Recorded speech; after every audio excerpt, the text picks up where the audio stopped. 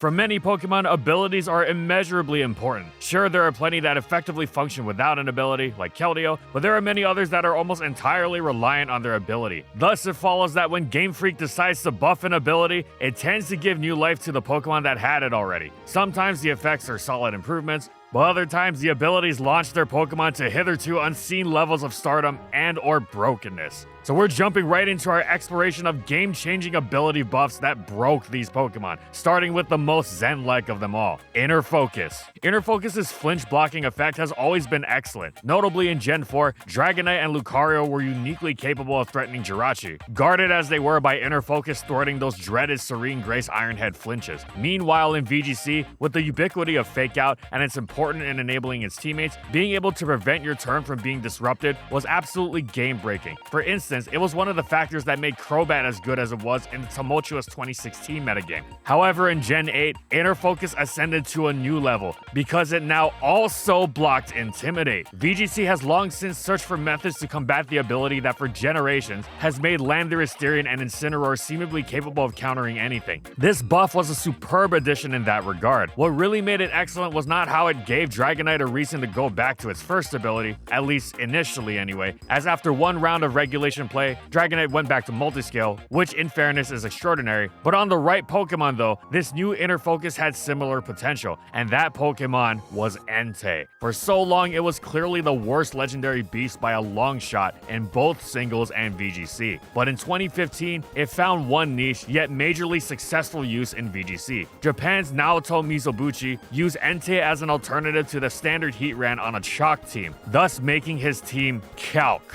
or however you'd like to pronounce that out loud. And not only did he bring it to Worlds, he rocked it all the way to top 4. While Entei was of course no Heatran overall, Naoto found use for it because of Sacred Fire, which it had received in Gen 6. In addition to such strong stab with such a high burn rate, Entei also enjoyed improved speed, a reduced earthquake weakness, and no fighting weakness, making it deceptively difficult to take on for many a team prepared to take on Heatran. Of course, this was just a setup for what was to come, as not only did Inner Focus not yet block Intimidate, Naoto's Entei didn't even have the ability. So it wasn't so much as auto-blocking Fake Out yet. That would come in Gen 9, where players realized just what a monster they had on their hands, and Entei usage absolutely exploded. It nabbed one high finishing placement after another, including regional victories in Regulations F, I, and G, and it finished third at Worlds 2024. It's easy to see how a Fake Out and Intimidate immune attacker can work, especially since Entei doesn't fear Incineroar at all. But here's some more to chew on. Entei basically acts as a Ho-Oh that not only doesn't take up your restricted slot, but is also faster and yes, immune to the most commonly spammed forms of disruptions across VGC. You can't buy the turn against it with Fake Out or plow its power down with Intimidate the way you can with Ho-Oh. Well, Ho-Oh can bypass Intimidate, but it comes at the cost of an item slot having to hold Clear Amulet, whereas Entei isn't so burdened and can run Assault Vest, a luxury it also has by virtue of not needing to run Protect to guard against Fake Out. Entei also has Ho-Oh-like traits and how excellent it was against the prominent, dominant Calyrex Ice and Flutter Mane. Entei has become a major part of Gen 9 VGC, and it's all because of Inner Focus, which let it weather the storm of intimidators that have drained many of physical attackers. And speaking of storms and drains, we have Storm Drain. Upon its introduction in Generation 4, Storm Drain had the same effect it does to this day.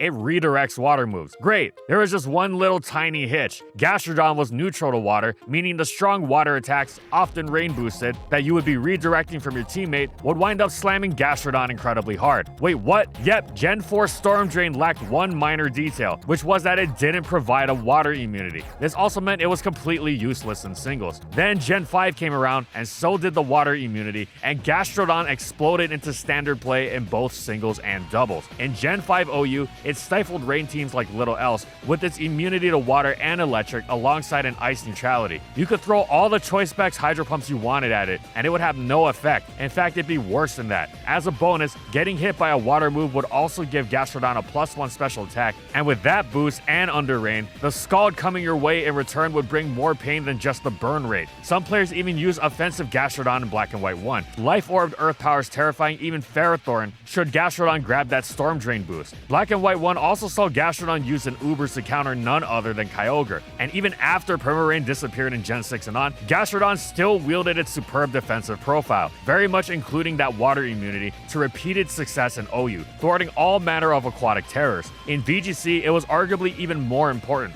as rain tends to be a major dominant force even when Kyogre isn't around. Though Gastrodon does become especially crucial to stifle Blue Shrek in restricted metas, it was huge in Gen 5's world of Politoed, and then again in Gen 7 upon Pelipper's Drizzle revival. Additionally, it was an excellent deterrent to Tapu Fini, whose usually spammable Muddy Water now risks giving modest, special attack invested Gastrodon a devastating boost. Paul Ruiz won Worlds with Gastrodon in 2018 and really pushed its attacking power to the limit, as in lieu of the usual longevity reinforcing Wiki Berry, giving it Ground DMZ let it unleash a monster of a tectonic rage. And that wasn't even Gastrodon's only Worlds win either. A generation later, in 2022, Eduardo Cunha won Worlds with it, now utilizing a more defensive Gastrodon to fully act as the best Kyogre answer in the game, while even using Yawn to help deal with opposing Dynamax users. The Storm Drain buff launched Gastrodon from unimpressive to essential in both singles and doubles, and there was another ability like it with a similar function called Lightning Rod. Lightning Rod was just like Storm Drain at first, meaning it didn't inherently provide an electric immunity, thus limiting its utility on non-electric immune or at least resistant Pokemon. Here's an obscure throwback. In the Pokemon Coliseum Strategy Guidebook, there's a section that teaches the reader about doubles and how it differs as a format from singles strategy-wise. This section includes several double-specific combos, and while something like Sunny Day Solar Beam seems quaint, it also espouses the merits of tactics like Helping Hand or specifically Lightning Rod Rhydon, because it draws in electric attacks and is immune to them itself. That's great, of course, but in Gen 5, Lightning Rod got the Storm Drain treatment, now providing an electric immunity and a special attack boost upon getting hit by an electric move. While the special attack boost isn't always of interest, the immunity certainly is. Even on a Pokemon like Raichu or Togedemaru that naturally resists electric, being immune is just so much better, doing everything from not getting overwhelmed due to frailty to maintaining an intact Focus Sash.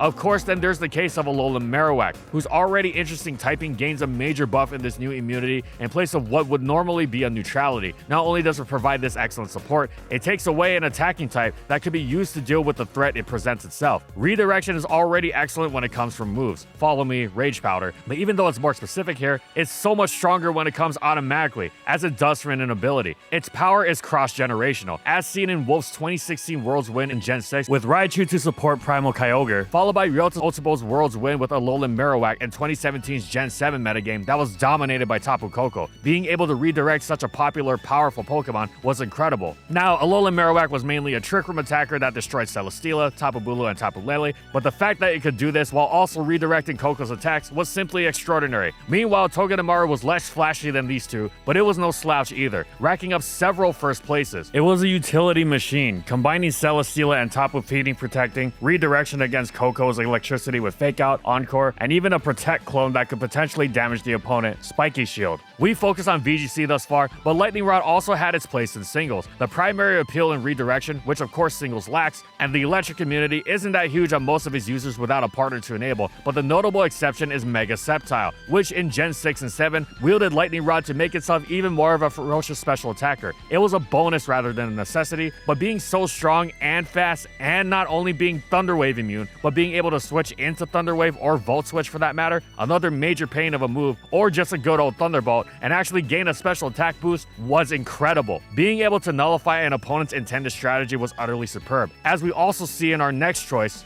unaware though many might be of it. Just kidding, we're talking about Oblivious here. Oblivious gained some serious buffs over the years. Its origins were humble, providing an immunity to Infatuation, which doesn't get used competitively due to how insanely unreliable it is. Then in Gen 6, it got buffed, now providing an immunity to Taunt as well, and that is interesting. In singles, Mamoswine seemed like an amazing new stealth rocker, but taunting Mamoswine was generally a fool's errand due to how hard it slammed most taunters anyway, so it wound up not affecting much, especially since Mamoswine hitting so hard is what led most players to forget about wasting it as a stealth rocker to begin with. Oblivious would also be buffed again in Gen 8 to also ignore Intimidate, but funnily enough, since no Intimidate Pokemon wants to come anywhere near Mamoswine, this has also had minimal impact, though of course it certainly makes it even more impossible to play around as a physical attacker that pretty effortlessly dusts most responses to physical attacks. Our area of interest here is Oblivious on the Slowtwins. In Gen 5, Mental Herb, previously the item equivalent of Oblivious, had been buffed to Shrug Off Taunt, and other afflictions, but Taunt most significant among them. As such, Pokemon that really needed to pull off a utility move could attach it. However, it is of course better to have that item slot free if you can, and that's where the new Oblivious comes into play, specifically for the Slowtwins, as it makes them the only users of the VGC defining Trick Room that cannot be taunted. Not only do the Slowtwins not need to use their item slot on Mental Herb, they also can't be taunted at all. Though it's unlikely given VGC Battle's short turn count, Mental Herb is a one-time thing, so theoretically you could prevent a Mental Herb Trick Room Pokemon like Cresselia from setting it up a second time. Not with the Slowtwins though. Slowking is often preferred, and Gen 9 has seen some seriously brutal combinations with its untauntable Trick Room alongside monsters like Belly Drum Snorlax. Now for our next choice, we're stepping away from abilities that nullify opponent strategies and instead straight up strengthen your own Pokemon, punishing your opponent for daring to attack them with weak armor. In Gens 5 and 6, a Pokemon with the weak armor would lose one stage of defense but gain one stage of speed upon being hit by a physical attack. It wasn't anything major, but it did have some pretty cool applications in singles play. Most notably, Gen 5 RU Kabutops used it as its ability. It wasn't a primary part of its game or anything, but it did potentially allow it some cool tricks, like seriously punishing Entei's Choice Band Flare Blitz that it quad resisted. The drop to its solid defense wasn't great, but it was well worth the trade-off given how difficult Kabutops could be to handle when many of its go-to revenge killers like Sigilith and Sceptile could no longer outpace it. Then in Gen 7, weak armor was buffed to boost speed by 2 stages upon activation. This didn't have much of an impact at first, but the tea started getting spilled when Polteageist joined the fray in Gen 8. It needed a Focus Sash to use the ability effectively given its non-existent physical bulk, but that was just fine, since that was something it wanted alongside its Shell Smash sweeping strategy anyway. With its incredible special attack alongside Busted Ghost Stab, that +2 speed boost was enormous, pushing its unimpressive base 70 ahead of most everything that was going to revenge kill it. Not only did it jump ahead of revenge killers this way, it could actually switch in against physical attackers to activate it and create opportunities for itself. That was just the start too. In Gen 9, Ceruledge appeared and began utilizing the ability on its Swords Dance set to ferocious effect. Already threatening the base 125 attack and 85 speed, Ceruledge hit by a physical move would survive with Focus Sash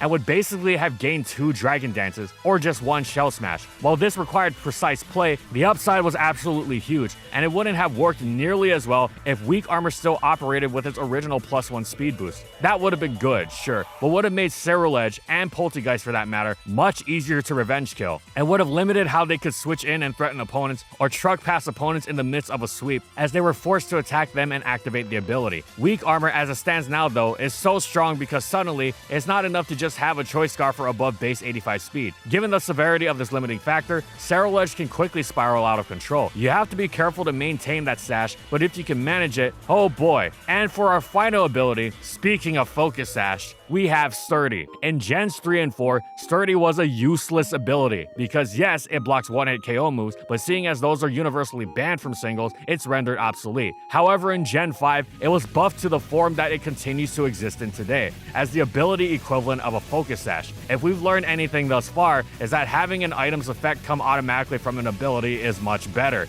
and this has held extremely true for the buffed Sturdy. From day 1 of Gen 5, the Sturdy Custap Berry combination was experimented with. While Gigalith's time in OU didn't last, Custap's Skarmory became one of the most defining forces on hyper offense teams. The significance of this buff cannot be overstated. Heck, you even saw some people trying fear Aaron strategies because of it. And while Sturdy enabled plenty of honest, humble strategies, as the competitive players might refer to them, it also enables a lot of cheese. Not the most reliable thing in the world, but at least against less experienced players, it could potentially grab a win one could say wasn't the most hard-earned. In singles, you saw this with Shuckle, all the way in Ubers, setting Stealth Rock, and that dreaded cheese hazard, Sticky Web. But aside from cheese, Sturdy is just really powerful. In VGC, you now see this with Ogerpon Cornerstone. The Ogerpon's form's item slots were reserved for their various masks that precluded them from running Focus Sash. But with Cornerstone packing Sturdy, that wasn't an issue. Furthermore, it had the amazing combination of Sturdy and Follow Me, uniquely endowing it in the support department. Ogerpon Hearthflame and Wellspring aren't nearly so secure in their redirection. While not quite frail, they're hardly tanks either, and are thus much more limited in how they can support their teammate. Cornerstone, on the other hand, with that sturdy safety net, is much more reliable here, especially since it packs that unique Punisher of Fake Out Spiky Shield. Sturdy stands out in that it doesn't quite deny the effect of opposing moves in the manner of many others on this list, but in a sense, it basically does. It denies one-hit KOs, which in a sense gives arguably the greatest freedom of all. And while it seems strange to deem that broken, it's so powerful that, well, is it not at least a little bit broken?